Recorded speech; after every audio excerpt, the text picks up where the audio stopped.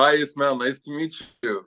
It's nice to meet you too, Yeah, this is the, I'm so glad we have a chance to do this. of course. I've been reading and about your work and following your work for a long time. So this is I really appreciate you speaking with me today. Thank you, thank you. Same with you, honestly. It's nice to be able to talk with someone who's so, well mannered and well spoken and very articulate. You're too kind. You're too kind. God bless you. Um, Uh, Before we get into a bit more about your specific work that you and your group have been doing, um, I wanted to ask you a little bit about direct action in general. What is direct action? Why direct action? Uh, in in my organization, there are other organizations that use different approaches, public education campaigns, organizing protests on the street. You're doing something different. What is direct action? well, direct action, for me is rather than just going out, like you said, protesting and maybe signing a few petitions. Um, what we'd like to do is go out and really try to affect things in a more direct manner. For example, like what you saw in Leicester, where we sieged Elbit Systems, and um, maybe in other realms as well. And have you seen this book or heard of this book, How to Blow Up a Pipeline? No, but I've heard about it. It's I've been meaning to get it to read it. I have a pretty big reading list. Likewise, yeah. Yeah. I think the framing for the book, I've also not read it, but I think the framing for the book is, we're heading towards a climate emergency. The powers that be that run the world aren't doing anything about it. When does it become important for us and a moral imperative for us to start attacking the physical infrastructure, which is leading us to this catastrophe? And I think I would imagine that with direct action on Palestine, you're using a similar kind of logic where, up to a certain point, you can petition to the British American imperial authorities, but at a certain point, they're not going to do anything. They've not been doing anything. And it's time to, stop the machine of oppression directly at the source. Would Exactly, that exactly. That's really my beliefs as well. It's all well and good if you go to a couple of protests for the issue, but really actually going out there and doing meaningful activity, I think really does go a long way. it's also really brave, because the people engaging in this activity are putting themselves at risk. The police will defend these powerful companies and organizations and their interests. You could have criminal records be taken to court, and you risk all of that when you engage in direct action. Would that be fair to say? I think it would be fair to say. I mean, it's all it's I do understand when some people say that, we have things pretty, hard in the UK, sometimes our press freedoms are suppressed, but I think when when we take these actions, it's really good to think about the people in Palestine, in Gaza, who are really directly affected by these arms, by the UAV systems that are made in the factory in Leicester that get battle tested in Gaza. I think really, despite the fact that they are like, and I do agree with you completely that the people who risk far more than I did in Leicester, that get criminal records, they get prison sentences even. Um, I think it's really good to really think about uh people in Palestine as well, and really trying to really connecting yourself to that is really, I think, really important in doing these actions. Okay, so let's get into exactly what you guys have been up to. What is Elbit Systems? So Elbit Systems is an Israeli-based arms factory, which its subsidiary is UAV Tactical Systems, the building that we sieged in Leicester. Okay. And do they have a lot of operations in the UK, or is this one factory? Yeah, they used to have 10 locations, but Palestine Action sieged a couple, and now there's only 8 remaining. So yeah, it's good progress. Amazing. So they're actually shutting down their factories in response to your interventions. Yeah. That's amazing. What are they manufacturing at these locations in their grounds in Leicester? What are they doing there exactly? Do we know? Well, in Leicester specifically, UAV Tactical Systems manufactures things like armaments for their drones that they fire into Gaza. And what they do is, in firing these weapons into Gaza, they can list them as battle tested. So that makes it potentially better for investors to buy their arms, and they really like just profiting off of the people's misery. And does the UK government, I mean, obviously to have a foreign arms manufacturer setting up shop on your domestic soil must require at least consent or at least awareness of the activity by the domestic authority. Is the UK government involved in any way? Do they provide subsidies or? Yeah, I think really we shouldn't really be too surprised when um countries like the UK allow companies like Elbit to set up shop inside them, especially with the UK, uh, really some would say it's one of the most it was one of the most important bases for the allowing Zionism to flourish. So it really isn't I think that big of a surprise. You mentioned that in this factory in Elbit, UAV is it called? Is the name? Yeah, UAV tactical systems. UAV is manufacturing the armaments that they're using, that Israel is using on its drones that they deploy in Gaza. Yeah. Do you know? Can you describe? Are these small weapons, large weapons? What kind of these armament? What kind of damage do they do on the ground? They do quite significant damage, I think. Any armament that is produced, I think should be completely should be taken as a huge issue, I think. Really as I think as long as it causes the human deaths and the human injury into to the citizens in Gaza, I think they are quite a big issue. They do Yeah, I cause mean quite a bit of damage. the images of destruction are clear. So, how did you? What is the siege? How did you siege the plant in Leicester? What exactly does the siege consist of? What did you do? Well, in around the 1st of May, like around before the 1st of May, really, people who are like more directly involved in Palestine action than I am, they went to the location. They really laid the groundwork for the rest of the people to come in.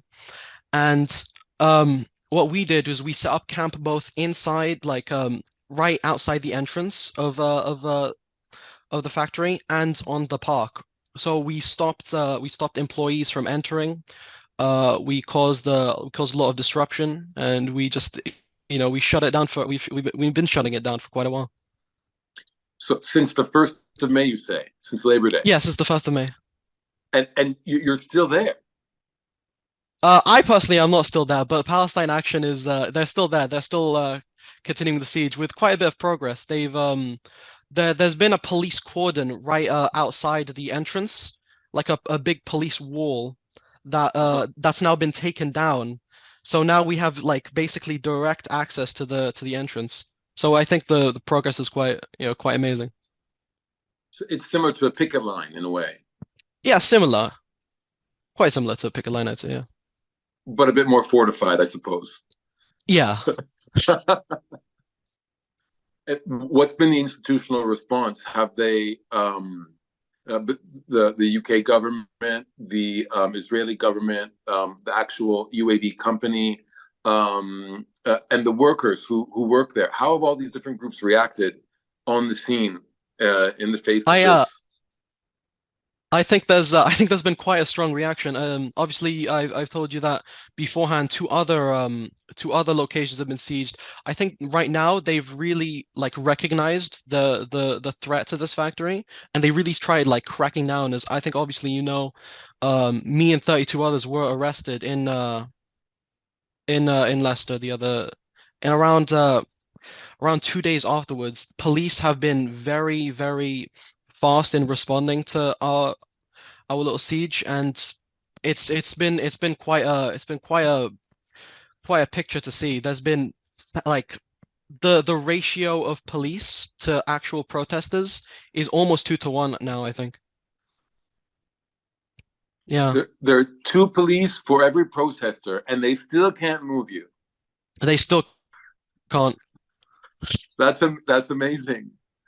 Can you tell us about your experience being arrested? How long were you held for? Were you charged with anything?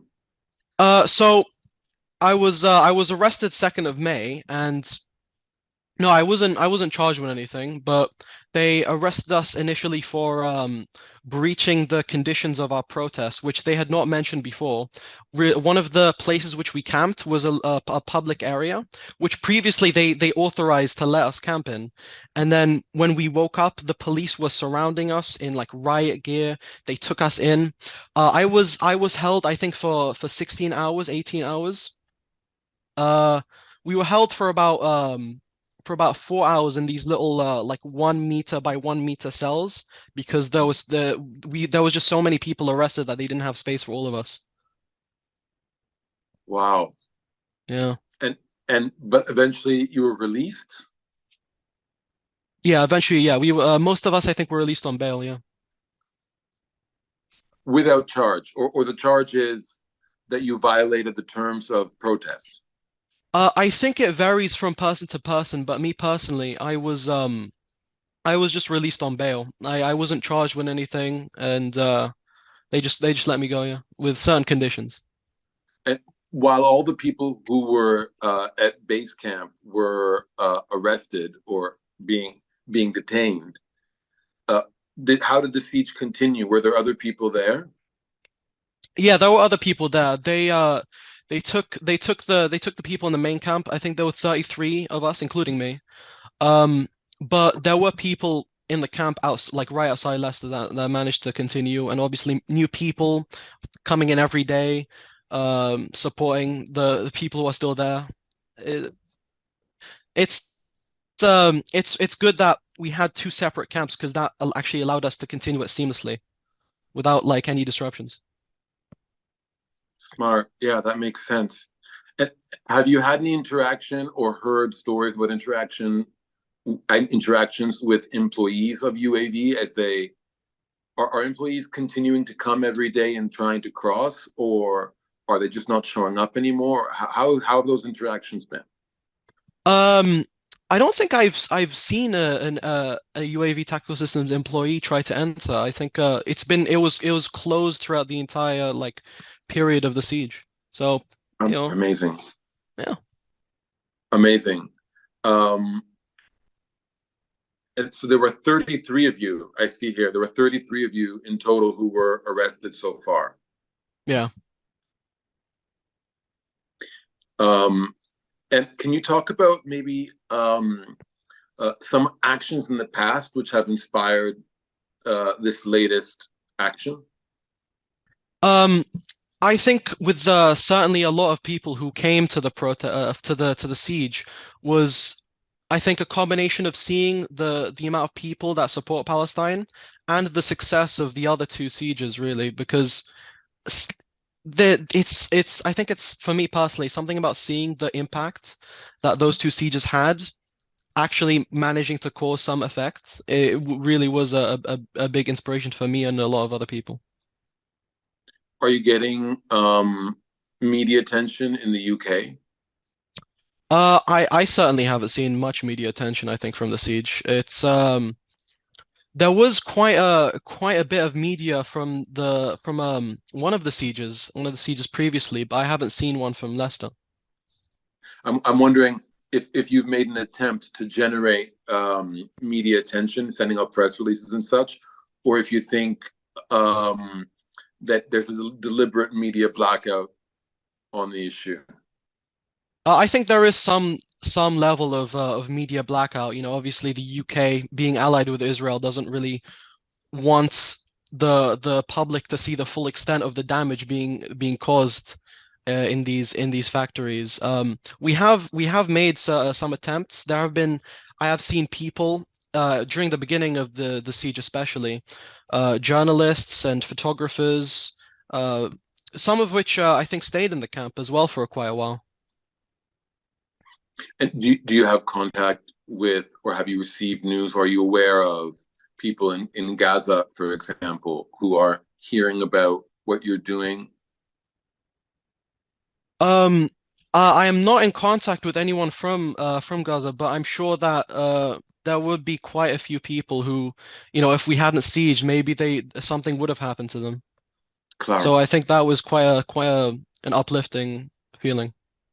Yeah, I think it's very important work. Um, is there anything else you think is important for people to know about what you are doing, or if people want to get involved or find ways they can support you, how can they be in touch, or where can they find more information? Honestly, if you just search up PalestineAction.com, you will find the website where it's where I found out about the siege. Just anyone who goes to protests and really supports Palestine. If you just go to Palestine Action, show up to the siege maybe for a day. It can only be a day or for a week. Anything really helps. I think you can donate to charities, for example, in Gaza for people to get medical assistance, anything of that sort. I think you mean Medical Aid for Palestinians as a Yeah. UK registered charity that, yeah. So, Ismail, I guess I wanted to ask you, have you heard of ODS? Are you a member of ODS? What do you think of ODS? Does that inform your work with Palestine Action? Yeah, I am a member of ODS. I do believe quite strongly in what ODS stands for. Really, when I went into Leicester, I went with the belief that this will help in pursuing the goals that ODS attains, wants to achieve. So ODS being one democratic state for all the people who live between the river and the sea, including Palestinians and Jews. I think it's really, just listening to you speak and hearing about the work that you're doing is really inspiring, because, as someone who's fighting for ODS, for one democratic state from the river to the sea, one of the beautiful and inspiring things about it is that um, Zionists like to accuse Palestinians all the time, or people who fight for Palestinian rights, as wanting to throw Jews into the sea. And they really like to perpetuate this idea that there's some sort of zero-sum game, that either you're for Jewish lives or Palestinian lives. And if you're for Palestinian lives, you're inherently putting Jewish life in danger, and that makes you a bad person. And I just think it's a beautiful image to see that, Palestine Action, you and your group and the work that you're doing are actively physically intervening to prevent the production of military armaments that are used to bomb Gaza, destroy apartment blocks with families living inside them, where they have nowhere to run. And I just think that to imagine that people involved in this kind of direct action are doing so with ODS in mind, with the idea of a future state with equality for all of its inhabitants, regardless of their religious or ethnic or other identity that they might hold. I just think it's such a beautiful counterweight and counter image to this idea that you're actively intervening to save people's lives, to prevent war, oppression, death, and destruction on anyone. And Yeah, it's such a stark contrast. I don't know what you think about that, but I really I hold that a lot in mind just listening to you right now. Yeah, no, I perfectly agree with you. A lot of people, I feel like the general population have really allowed this narrative to seep in that if you support Palestine, that for some reason you're anti-Semitic or you don't like Jews.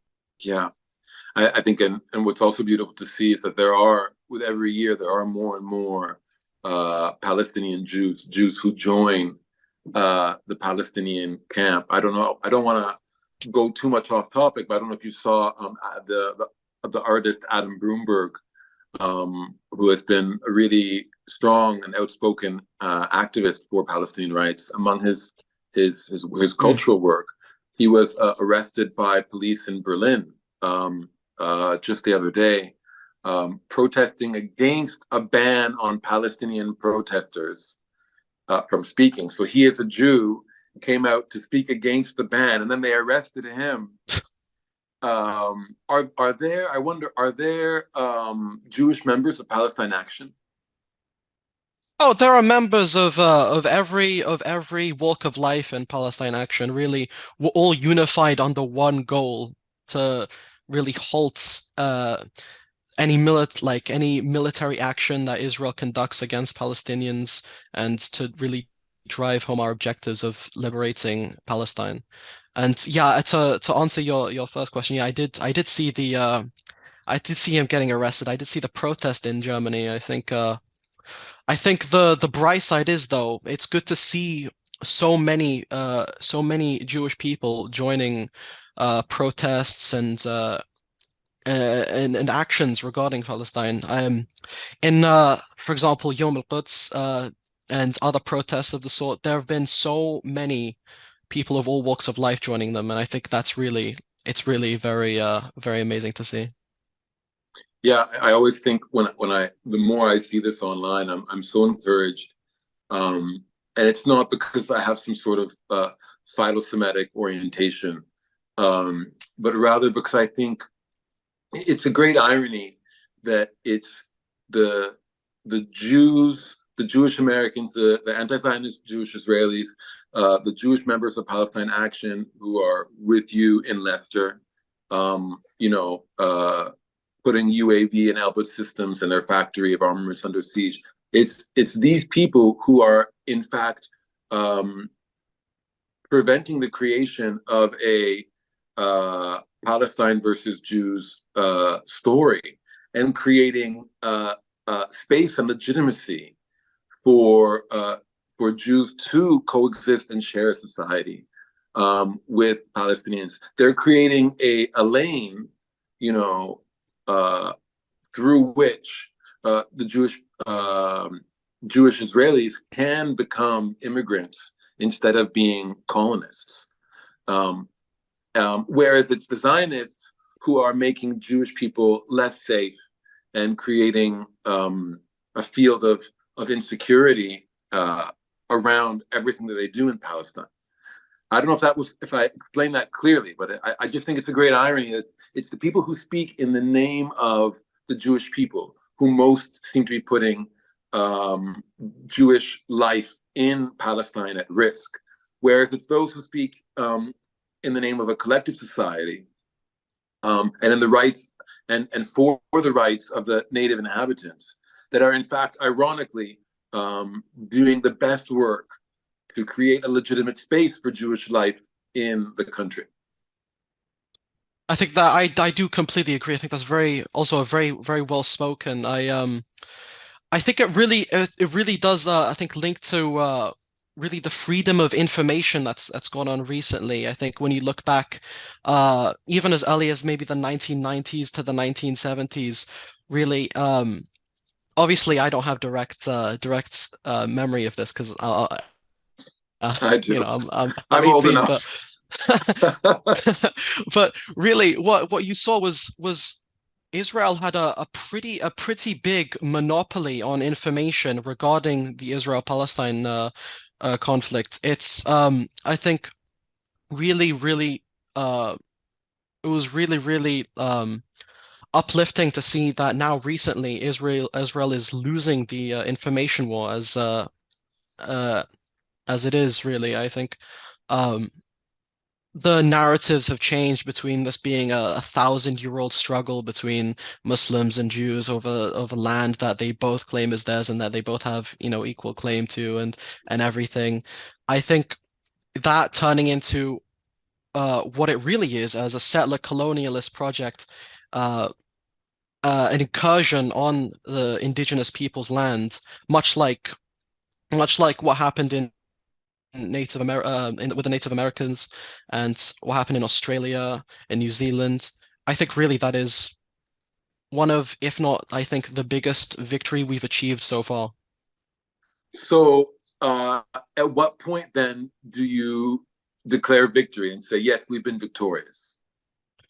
I think the point at which we can declare victory is when we finally see the apartheid and terror state of Israel completely demolished and have the establishment of a democratic state that spans from the Jordan River to the sea.